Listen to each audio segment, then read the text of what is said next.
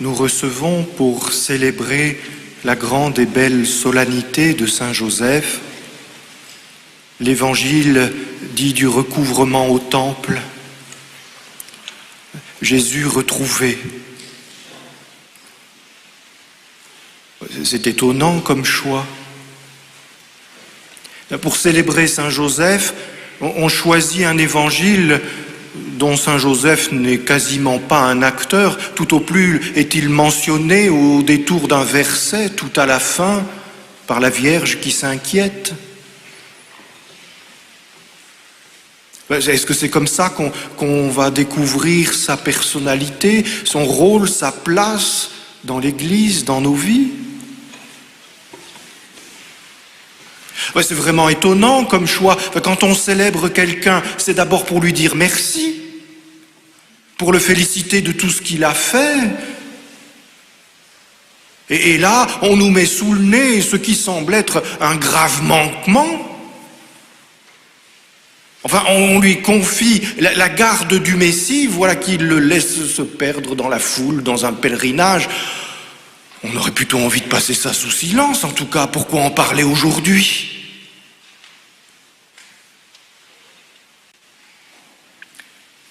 Parce que c'est plus important que ça en a l'air. Parce qu'en fait, déjà là, tout est dit. L'essentiel de ce qu'il y a à dire est proclamé dans cette page-là particulièrement. Tout est dit de la paternité de Joseph, de sa relation avec Jésus, et de sa paternité sur nous et sur l'Église. Tout est là. Alors bon, mais comment est-ce qu'on va trouver tout ça ?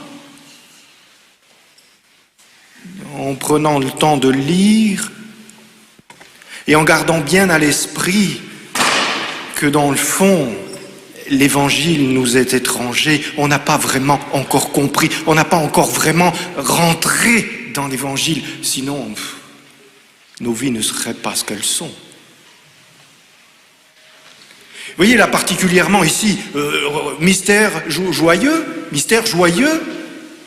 recouvrement de Jésus au temple.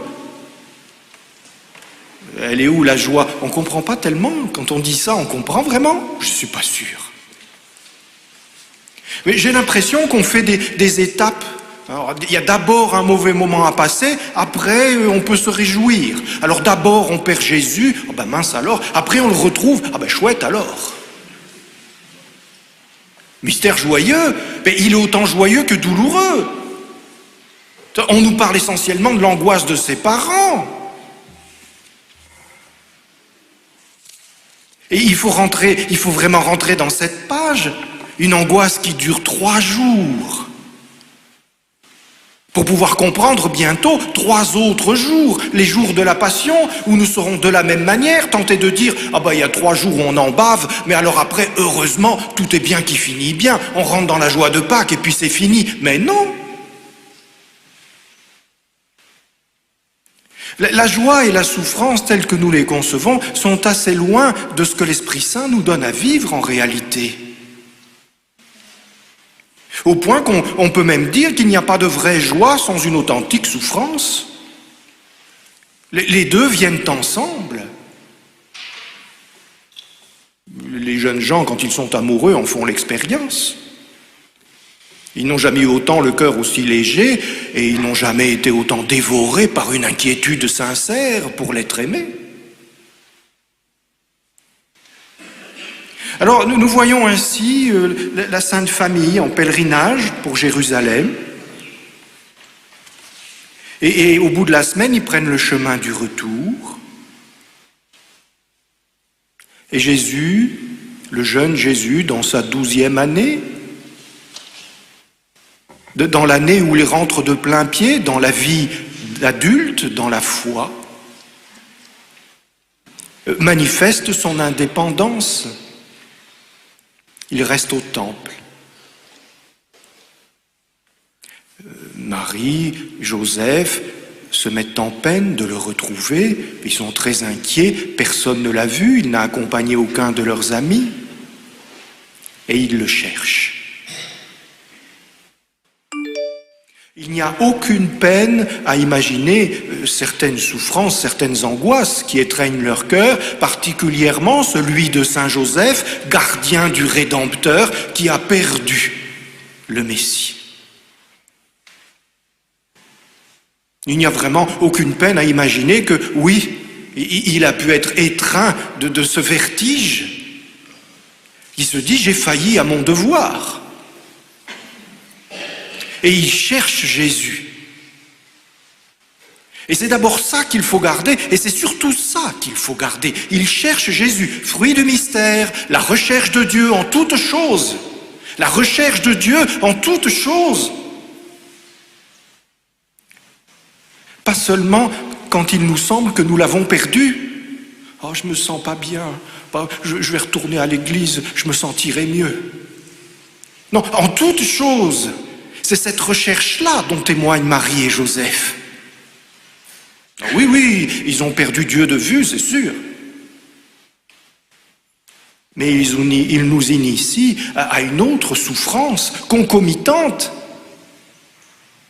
Celle dont Jésus lui-même témoignera dans 3 autres jours, les jours de la Passion, celle qu'il découvrira jusqu'à transpirer du sang, à genoux, au pied des oliviers, dans le jardin. Ce sentiment extrême de solitude,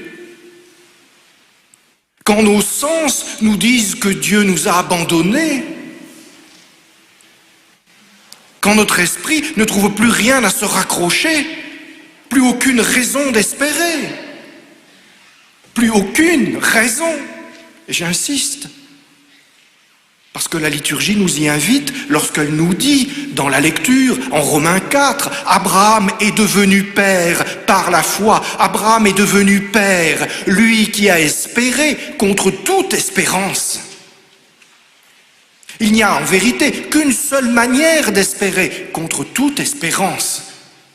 Quand les jeux sont faits et que la partie est perdue, alors on peut entrer dans l'espérance.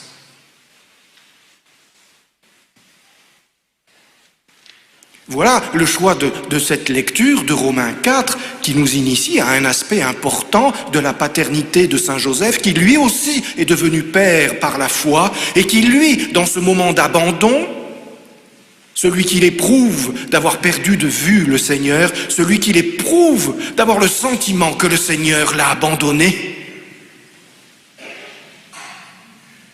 eh bien alors on rentre dans l'espérance. Dieu n'est pas ainsi, je le sais. Tout me dit le contraire, mes sens, mon esprit, tout me dit que c'est perdu. Mais il ne peut pas en être ainsi. Pourquoi ? Parce que Dieu est Dieu.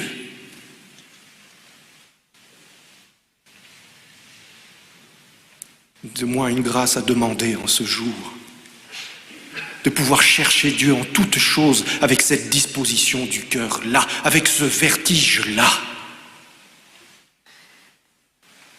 Et il trouve Jésus. Dieu se laisse toujours trouver, toujours. Et pour être sûr qu'on le trouve, il vient à nous. C'est ça le mouvement de l'incarnation. Et où est-il ? Dans le temple. Où est Dieu ? Chez lui. Assis, sagement, poliment, mais non. Royalement, magistralement. Jésus trône dans le temple. Et il nous faut le comprendre, Jésus trône dans le temple. Sinon nous ne comprendrons pas, dans 3 autres jours que nous célébrerons bientôt, Jésus qui trône sur la croix. On ne pourra pas le comprendre si on ne voit pas que ce trône-là, celui dans le temple, c'est Jésus. Sur le trône de la sagesse. C'est Jésus, la sagesse que le Père donne à ses enfants. C'est lui qui enseigne. Il n'est pas là comme un petit qui pose des questions au maître et qui récite bien sa leçon, alors tout le monde est attendri et on lui donne un bon point. Celui qui est assis, c'est celui qui enseigne. Et il pose des questions pour savoir si les autres ont bien compris. Et tout le monde est en admiration devant les réponses qu'il donne. On avait n'avez jamais lu la parole à cette lumière-là.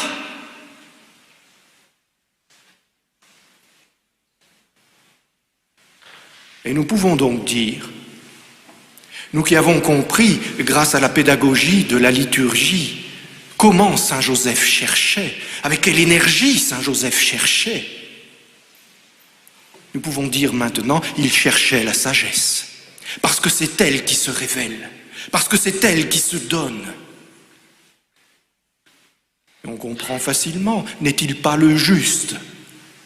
Le juste, c'est un sage accompli. Et voilà ses parents stupéfaits. Et voilà Marie qui prend la parole, vois comme nous avons souffert en te cherchant. Et Jésus qui répond, c'est chez mon Père que je dois être. Si on reste trop loin de ces retrouvailles, franchement, est-ce qu'elles nous semblent joyeuses? Si on fait attention et qu'on met des lunettes de l'Esprit Saint, on peut trouver cette joie. Mais si on ne prend pas cette précaution, on va identifier un adolescent effronté, une mère angoissée, un soulagement plutôt qu'une joie, tout au plus. Mais le mystère de la révélation est à l'œuvre.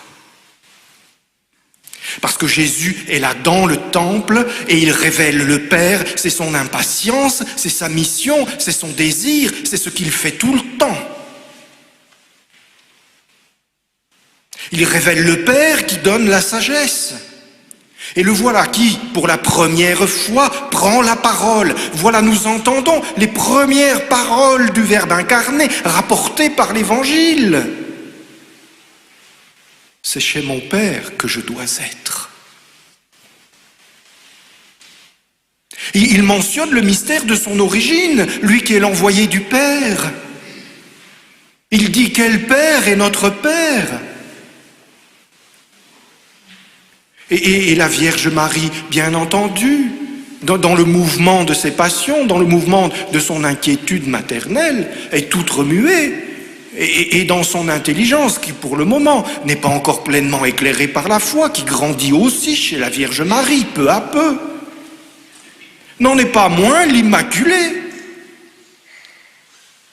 n'en est pas moins abandonnée au mouvement du Saint-Esprit, n'en participe pas moins à la révélation de ce grand mystère. Ton Père et moi. À Jésus qui mentionne son origine. Marie, parce qu'elle est mère, l'oriente vers son origine humaine, qui est l'alliance intime et nuptiale de Joseph et de Marie.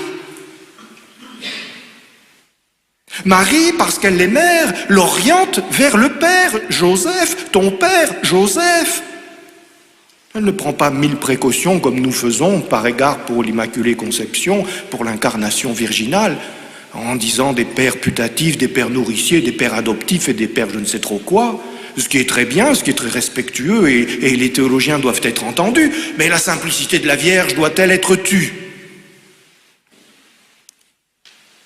Elle oriente le Fils vers le Père parce qu'elle est mère. Joseph est au centre tout à coup. Il l'était depuis le début, dans la recherche, car il est le gardien, il est le responsable. Il est le juste qui cherche la sagesse en toutes choses, à chaque instant.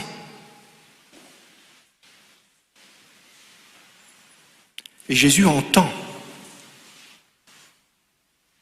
Et Jésus obéit parce qu'il est fils. Et il accueille ce que sa mère désigne. La maison de Nazareth, l'autorité de Joseph. Et il redescend avec eux, c'est-à-dire, il nous montre ce que veut dire être aux affaires de son Père. En passant la quasi-totalité de sa vie terrestre dans la maison de Saint Joseph, Jésus nous montre ce que veut dire être aux affaires de son Père. être dans la maison de son Père. Nous avons de grands problèmes avec la sainteté parce que nous l'imaginons comme on la représente dans certaines mythologies païennes, dans certaines bandes dessinées que nous connaissons tous, où nous voyons des grands hommes faire des grandes choses avec de grands éclats et une grande gloire. La sainteté relève d'abord des petites choses. La sagesse concerne les choses auxquelles on ne pense pas, celles qu'on ne voit pas habituellement. C'est dans ce mystère-là que Jésus nous introduit aujourd'hui. La vie de sainteté est toujours une vie cachée. C'est une vie extrêmement difficile, attention, il s'agit de faire les choses parfaitement, mais pas de ces perfections que nous imaginons. Vous savez, on pourrait se dire, oh ben moi je suis, je ne sais pas quoi, moi je suis artiste peintre, alors je vais faire attention qu'on ne voit pas les coups de pinceau quand j'enduis une surface, que ce soit bien propre et totalement parfait. Oui, ben tant mieux, c'est bien. Mais ce n'est pas de cette perfection-là que l'on parle. On parle de la perfection du Père éternel, lui qui est saint. La vie cachée, ça consiste à faire les œuvres de Dieu, à la manière de Dieu, au temps de Dieu. C'est là pour nous la difficulté, la triple difficulté. Faire ce que Dieu nous demande. Trouver comme Jésus notre nourriture dans la volonté du Père. Le faire comme Dieu aime que ça soit fait. Renoncer à nos outils, dont nous nous emparons spontanément. En général, la force plutôt que la douceur de l'esprit. En général, l'affirmation de soi plutôt que le retrait respectueux pour laisser vivre l'autre et découvrir et accomplir sa vocation. Et le faire au temps de Dieu. Il y a un temps pour chaque chose, dit le sage. C'est pas la peine de le faire avant. Il vaut mieux éviter de le faire après. Vivre au rythme de Dieu. Et quel est ce rythme? C'est celui que saint Joseph a établi dans sa maison. Jésus redescend à Nazareth et choisit ainsi Dieu pour Père et reconnaît et choisit ainsi saint Joseph pour Père. Et il reconnaît en saint Joseph le Père que Dieu éternel, le Père éternel, lui donne. Cette page est donc essentielle. Ce n'est pas un camouflet, un manquement dans la mission de saint Joseph qu'on aurait aimé passer sous silence. C'est au contraire sa consécration. C'est la pleine révélation de sa paternité sur Jésus et sur tout baptisé. C'est l'invitation officielle que Jésus nous fait de suivre son exemple et de nous mettre sous l'autorité de Joseph.